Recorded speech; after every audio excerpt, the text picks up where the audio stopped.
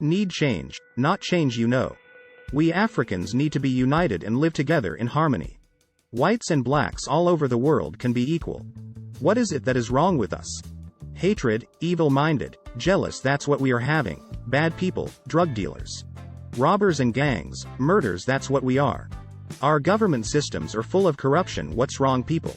Let's change to the better livings and leave out our misery and sufferings. Bob Marley sang for us Africa United. Nelson Mandela fought for African rights. Martin Luther King did the same by fighting for a black man's rights. Let's leave out the hatred and doing wrongs, then change.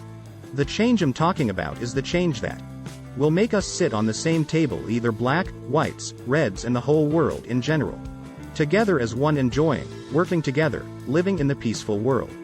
This could be a better change, and it's the change I'm talking about. So, let's start now. By yours and only poet Morris Mucho.